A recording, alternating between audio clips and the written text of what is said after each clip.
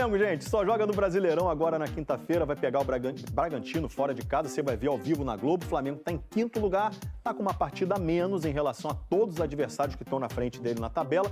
Só falta decidir quando vai ser o jogo atrasado contra o Mirassol, que é da quarta rodada. A CBF ainda não marcou data para esse jogo. Agora é o seguinte, craque no campo, joga em qualquer lugar, gente? Até joga, eu acho, né? Mas encarar o especialista no terreno é que complica. Nos anos 90, rolou um desafio, craques do campo contra craques da areia. É a história de estreia do quadro Adivinha o DDD, contada pelo querido Andrei Rastock. O Andrei já aparece direto no Esporte Espetacular, você conhece, mas aqui no Globo Esporte ele sempre vai contar histórias bem cariocas pra gente. Opa, tudo bem?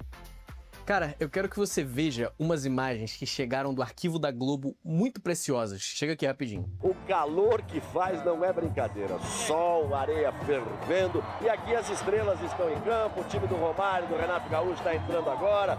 O time do Júnior. A história aqui é a seguinte. O Romário e o Renato Gaúcho estavam de bobeira na praia, mais ou menos na época do carnaval, e tiveram uma ideia. Formar um combinado de jogadores do futebol carioca e desafiar a seleção brasileira de futebol de areia, que tinha acabado de ser tricampeã do mundo. A Globo claramente embarcou na zona e os outros jogadores do Brasil também. Renato, tem certeza que você vai dormir tarde pra caramba? O Júnior vai descansar e vai ganhar, com certeza. Vai valer o teu preparo físico ou a experiência do Júnior? Pô, tem que perguntar se vai valer a minha juventude, né? Eu vou entrar com a minha experiência de 42 anos de praia.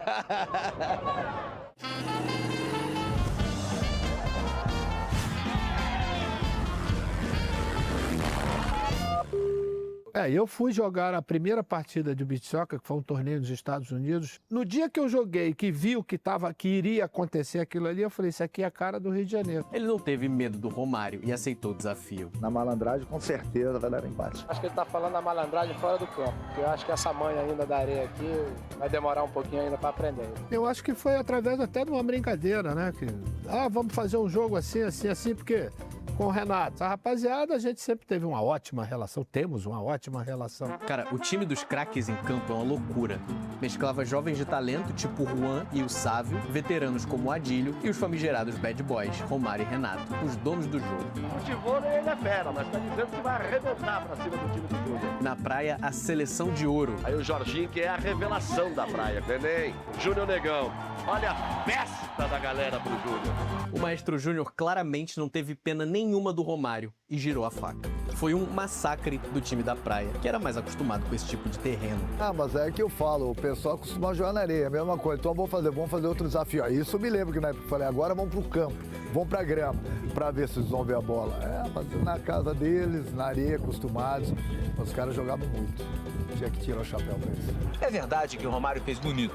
No Jogo das Estrelas, em Copacabana, foram 2 belos gols, a la Romário, e uma bicicleta exuberante. Mas o que fica para a posteridade é o resultado.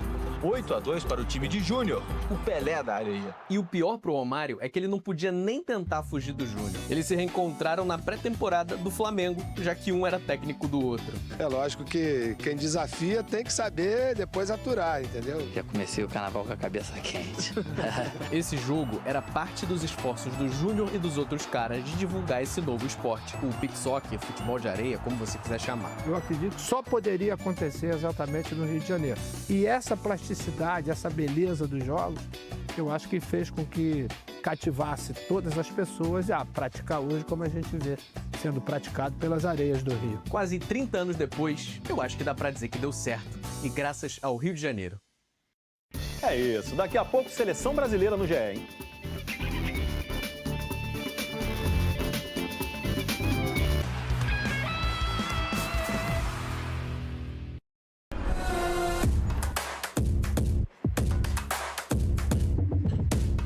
Oi pessoal do Globo Esporte, meu nome é Laís. Eu gostaria de ver o gol do Ronaldinho Gaúcho na Copa de 2002 contra a Inglaterra. O cara é um monstro. Ronaldinho Gaúcho cobrou direto pro gol! Brasil! É do Brasil, que golaço! Brasil!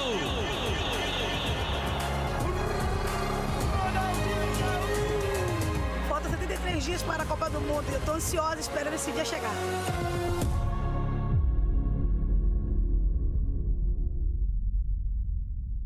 E tá chegando, né? Amanhã tem Brasil e Croácia, depois de 3 graças, Copa do Mundo chegando. Vamos ganhar essa. Vou perguntar para o Carlos Gil. Já temos o time que vai ganhar da Croácia amanhã, Carlos Gil? Boa tarde. Grande Escobar, muito bom tê-lo de volta. O Brasil ainda está treinando aqui, finzinho de treino no Camping World Stadium. Pronúncia, gostou da pronúncia, Escobar? Aqui em Orlando. Olha, o time, o Ancelotti não confirmou. Aliás, o Ancelotti e o grupo receberam visitas ilustres hoje, viu? Ronaldo Fenômeno e Rivaldo, companheiros do Ronaldinho Gaúcho aí no gol que a gente viu, campeões de 2002, estiveram presentes. Mas o Ancelotti não confirmou o time, não. Ele só confirmou a presença do Marquinhos, que não jogou contra a França, está recuperado, e do Vini Júnior, que jogou contra os franceses, porém foi poupado de um treino, apresentou um quadro ali de dores musculares, mas está tudo bem com ele e vai para o jogo. Aliás, o Ancelotti confirmou também nessa entrevista coletiva pelo menos um nome que vai estar na lista do dia 18 de maio, viu? Vai estar na lista dos 26 e estará na Copa. Mais uma Copa. Danilo, que joga como zagueiro, como lateral do Flamengo, vai disputar mais um Mundial. Bora ver o que o Ancelotti falou do Danilo. A veces me canso de falar de coisas que já falei. Danilo é um jogador muito importante, não só no campo, também fora de campo. Danilo é seguro de estar na lista final do 26, porque eu gosto dele como carácter, como personalidade, como jogo, pode reemplazar todas as posições atrás. Então, entre os 9 defensas vai estar Danilo. Danilo que pode ser titular amanhã, inclusive na lateral, já que o Wesley foi cortado e o Léo Pereira deve ser titular também ao lado do Marquinhos. Uma mudança é necessária lá na frente, porque o Rafinha foi cortado, o Luiz Henrique é um forte candidato. Nessa entrevista coletiva também, pessoal, o Ancelotti falou que já tem um time titular na cabeça para a estreia contra o Marrocos, a lista está quase pronta dos 26 e falou também que tipo de jogo a seleção brasileira tem que apresentar para conquistar o Hexa, se baseando muito no que foi feito em 94 e 2002. Vamos ver esse trecho também. O Mundial lo gana quem encaja menos goles, não quem marca mais. Teve equipes que marcaram 100 goles em um ano, então não é que não me gusta que me chamem defensivista, mas o trabalho defensivo é muito, muito importante para uma equipe. O Flamengo segue se preparando para enfrentar o Bragantino fora de casa depois da data FIFA pelo Brasileirão. O trabalho do treinador Leonardo Jardim está prestes a completar um mês e foi muito elogiado pelo presidente BAP durante o podcast do clube. A gente preparou uma reportagem com mais detalhes sobre essa preparação do Flamengo. Rodou. Dias leves e de muito trabalho no rubro-negro.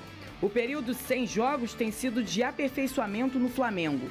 O técnico Leonardo Jardim tem aproveitado para conhecer ainda mais o elenco. Mesmo com pouco tempo, o novo treinador já mostrou suas ideias táticas. Nomes que eram antes reservas recuperaram espaço e acirraram a disputa interna. É o caso de Samuel Lino. Segunda maior contratação da história do Flamengo, Lino se destacou nos primeiros jogos com Leonardo Jardim e tirou espaço de nomes como Everton Cebolinha. O treinador tem priorizado uma partida mais compacta, com associações por dentro e jogadores povoando a área adversária. Além dele, Plata é que não está nos melhores dias no rubro-negro. O atacante equatoriano não agradou a nova comissão técnica, principalmente pelo comportamento fora das 4 linhas. Com isso, até o Wallace Ian, quase negociado com o Bragantino no início do ano, passou na frente na fila e tem a confiança do clube. Acho que o Wallace esse ano vai arrebentar. É? Tá levando fé, presidente? Acho que vai. O Leonardo Jardim fala muito dele. Acho que vai. E é um tipo de atacante que joga em qualquer posição da frente, é rápido, tem fôlego. Perto de completar um mês à frente do time, o trabalho de Leonardo Jardim tem agradado a diretoria. Ele tem um padrão de exigência alto para com o trabalho dele, para com os atletas. Então, o que eu tenho aprendido com o tempo é o seguinte, não podemos ter um treinador no Flamengo que não tem um padrão pessoal altíssimo também. Se ele tiver um padrão mais ou menos, achar que ganhar de 1-0 tá bom, e tem alguns técnicos que são assim, mais pragmáticos, vamos dizer, você acaba que não tem aquela liga com a torcida, né? Então o cara até um técnico vencedor, campeão, mas você fala, mas aqui eu não quero não, aqui não cruza com o nosso DNA. O primeiro desafio do Flamengo após a data FIFA é diante do Bragantino, em busca de um bom resultado fora de casa. Até agora, com Leonardo Jardim, a equipe ainda não perdeu. Mas após o período sem jogos, o mês de abril do rubro-negro será cheio. Ainda mais com Libertadores pela frente. O time estreia na competição no dia 8, fora de casa, com o Cusco. No dia 16, tem o Independente Medellín. Uma agenda apertada que já faz a diretoria do Flamengo pensar em um avião próprio. Nós estamos estudando esse ano, muito provavelmente vai sair até o meio do ano, isso é uma novidade, e muito provavelmente nós vamos lisar um aparelho, uma aeronave só para o Flamengo. Nós vamos fazer um contrato de 3 anos, 4 anos, nós vamos garantir 30, 35 voos para uma companhia, e ele traz o avião sabendo que a gente vai usar a aeronave, e essa aeronave, se isso tudo der certo, batendo madeira, ela fica em chão no Rio e ela decola quando a gente quiser. Muitos objetivos para uma equipe que terá abril com muitos jogos e desafios para o técnico Leonardo Jardim. Um trabalho que começou bem e que os rubro-negros querem que continue dando certo. Tem que respeitar. Aqui é Flamengo. Aqui é Flamengo, ô mané. Ô, Vene Casagrande, boa entrevista do BAP, né, pro podcast do Flamengo. Muito boa. Qual parte que você achou mais interessante, assim? Você que deu os recortes lá pra gente no nosso grupo, você assistiu bem esse podcast inteiro. O que você mais gostou das falas do BAP? Antes de mais nada, gostei muito ele falando sobre o estádio próprio, que é um assunto que toma conta aí entre os torcedores do Flamengo, não só nas redes sociais, porque fica um questionamento. Fica. Aquele questionamento, e aí, o estádio vai sair ou não? O BAP é contra a construção do estádio ou não? Vamos escutar o que ele falou a produção é fera. E na volta você vai dar sua opinião. Cadê? Vamos escutar o presidente BAP do Flamengo sobre o futuro do estádio do Flamengo. Cadê? Nós não vamos fazer um estádio com taxa de juros como está no Brasil hoje. Sim. Custa 3 bi um estádio, 15% de juros ao ano, 450 milhões. 450 milhões dividido por 6 são 80 milhões de euros. São 2 paquetás por ano. 2 paquetás por ano de juros, sem pagar nada do principal. Então, fazer um estádio para o Flamengo nestas condições é um suicídio esportivo. Você vai bater de frente com vencer, vencer, vencer. Bem lúcido ele, né? Muito lúcido. Eu vou recordar a sua frase aí há pouco, você falando que embora seja um clube, mas o pensamento é de empresa. É assim que o BAP pensa. Não é porque o Flamengo é um clube ainda associativo que o pensamento não vai ser como uma empresa, para você poder evoluir financeiramente. Ele poderia muito bem chegar e construir o estádio e agradar a grande massa, inclusive a mim, porque o meu sonho é ver o Flamengo com estádio próprio. Mas não adianta você construir um estádio próprio e com isso você se endividar. E com isso você não conseguir fazer contratações de peso para continuar buscando títulos importantes. Porque é isso que importa, no fim das contas, para você ter dinheiro, para você continuar crescendo, a marca Flamengo continuar crescendo, você precisa continuar ganhando títulos. E como que você ganha títulos? É tendo um bom time. Então acho que o BAP, como presidente do Flamengo, ele está tomando a postura correta. Não adianta você chegar e construir um estádio próprio e automaticamente você se endividar. Ele acabou de explicar aí a taxa de juros. Que 2 só paquetais, né? Exatamente. A gente está falando de assim, um valor extremamente alto só em juros. Então, acho que o torcedor rubro-negro, e obviamente eu me coloco aí nesse torcedor rubro-negro, tem que ter paciência, porque assim, o estádio pode sair? Pode, mas isso vai demorar muito mais do que a grande maioria esperava, e até mesmo que o antigo mandatário acabou prometendo. Então fica aquela incógnita, o estádio poderia sair até daqui a 5, 6 anos? Até poderia, mas o que isso iria causar ao Flamengo? Ia se tornar SAF? Fica a dúvida, a gente nunca vai saber. Pelo menos o BAP chegou, assumiu agora como presidente e ele entende que dessa maneira não é a melhor maneira possível, pensando no ganho esportivo. E na minha concepção, ele está certo. Mas Repito, aí qual é o Flamengo tem Maracanã durante 30 anos, pode continuar jogando no Maracanã. Você acha que vale a pena a troca? O quê? Você virar SAF para ter um estádio? Não, eu sou contra virar SAF, seja qual for enfim, o cenário, ainda mais o cenário que o Flamengo vive. Gente, o Flamengo faturou no último ano mais de 2 bilhões. É basicamente o mesmo valor que a Crefisa vai investir para comprar o Vasco. Então, para que se tornar SAF agora? O Flamengo tem o Maracanã, que já se tornou rentável e totalmente sustentável, está dando mais lucro ao Flamengo. Para que você ter essa pressa toda só para dizer que tem um estádio próprio? Eu sou super a favor, tá? Eu sou aquela máxima, eu quero ter minha casa própria, independentemente. Eu também. Independentemente de tudo. Eu tenho o sonho de pobre, que a pessoa diz. Eu quero ter esse sonho aí como torcedor do Flamengo. Mas eu quero que o Flamengo continue jogando no Maracanã, porque o Maracanã, eu sou extremamente apaixonado pelo Maracanã. Mas eu quero apenas dizer que o Flamengo tem um estádio próprio. Só que não adianta você chegar e dizer que tem um estádio próprio, sendo que você está cheio de dívida. Adianta você ter uma Ferrari e não ter gasolina para botar e dar a sua voltinha? Botar o kit gás nela. Então não adianta. Então o torcedor rubro-negro tem que ter paciência. O Flamengo tem o Maracanã aí durante 30 anos. Ou seja, durante 30 anos, tem onde jogar, um lugar maravilhoso para o torcedor e para o Flamengo, porque voltou a ser rentável e sustentável para o Flamengo, dando lucro ao Flamengo, então é ter paciência. Então, repito, na minha concepção, o BAP está extremamente certo. E o Flamengo é um case de sucesso, né, nesse pensamento, e a gente fala isso para os mais jovens, né? O Flamengo, como tantos outros clubes no Brasil, já passaram momentos com muita dificuldade financeira.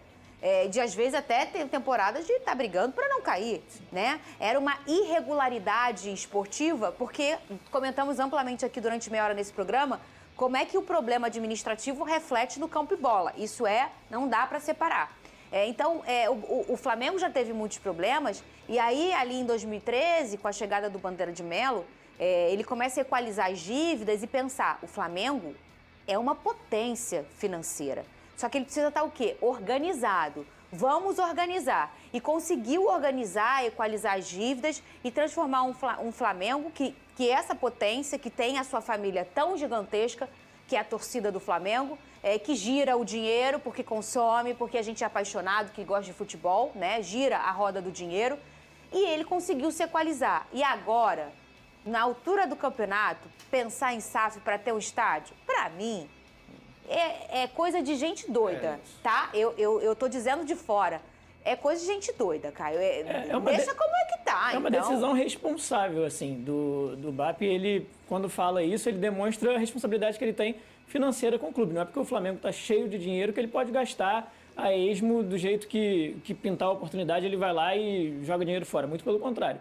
E, assim, se hoje ele tem uma condição no Maracanã que oferece ao Flamengo lucro, que oferece o conforto financeiro que o Flamengo precisa, ele não tem necessidade nesse momento de um estádio, já que está funcionando muito bem com a concessão que hoje ele tem em mãos do Maracanã. Eu acho que ele é super responsável, assim, a decisão dele em relação ao estádio. Vene Casagrande, algum outro trecho que você achou importante nessa entrevista? A entrevista toda está muito interessante, você vai lá na Flá TV, assiste ela na íntegra. Foram quantas horas? Foram muitas horas, né? Muitas horas. 1h30 de entrevista, bastante tempo.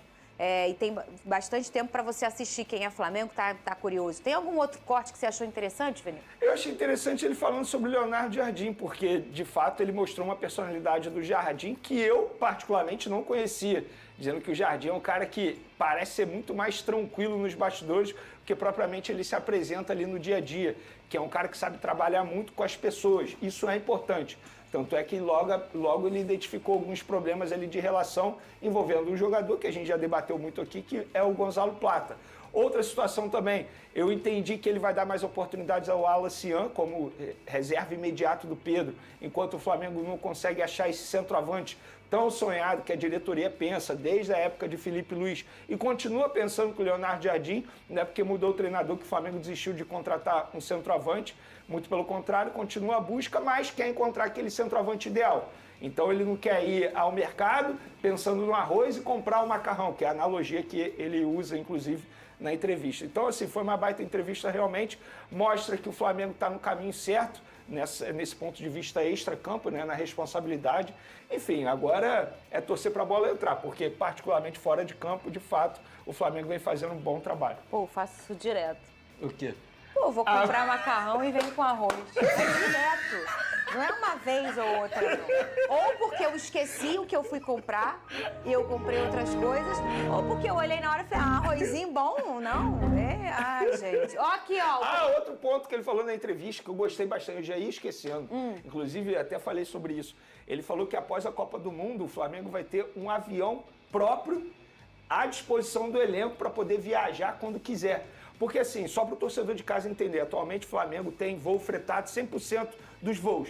Só que o voo fretado depende do horário da companhia aérea. Recentemente o Flamengo teve que mudar o horário do treino por conta da companhia aérea, para poder viajar. Infelizmente isso acontece. E ele disse que após a Copa do Mundo o Flamengo vai ter um contrato e vai ter um avião 100% à disposição do clube. Pode parecer besteira, mas isso ajuda demais. O Palmeiras tem, mas não é do Palmeiras, é da Leila, né, no mas caso. Aí é da mesma coisa, isso facilita demais. Ah, beleza, o avião vai ficar parado no aeroporto enquanto o Flamengo não viaja. Você pode alugar para outros clubes. Sim. A Leila faz isso, inclusive. O Remo viajou recentemente. O próprio Mirassol viajou recentemente. Então, assim, isso para mim é um avanço na logística do Flamengo maravilhosa, que vai facilitar demais a vida dos jogadores. Muito bem. É isso aí, nação. Chegando aqui com mais algumas informações sobre o Flamengo.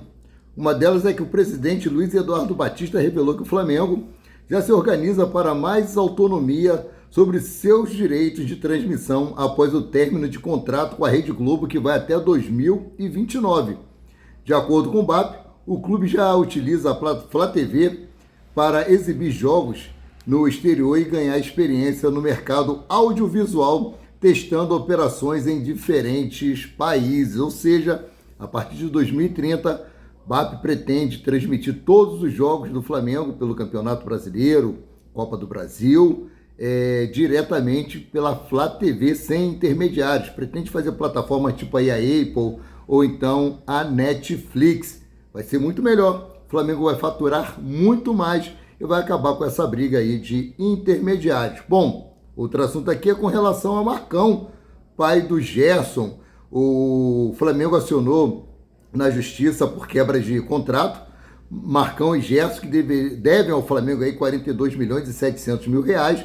Só que o Flamengo não consegue encontrar o Marcão. O Marcão está foragido do Flamengo. Tá? O Flamengo precisa entregar essa intimação para que ele compareça na justiça e resolver essa questão. Agora, sobre o boletim médico, Bruno Henrique está próximo de voltar aos gramados após se recuperar de uma pubalgia. Ele já pode ficar à disposição até para o jogo contra o Red Bull Bragantino no dia 2, quinta-feira, tá? Saul Niguez ainda precisa de um pouco mais de tempo. O espanhol está na reta final de fisioterapia e só será entregue à preparação física do Flamengo em abril, ou seja, na segunda semana de abril, ele já pode ficar à disposição até para a Libertadores da América, que tem início agora no dia 8 de abril.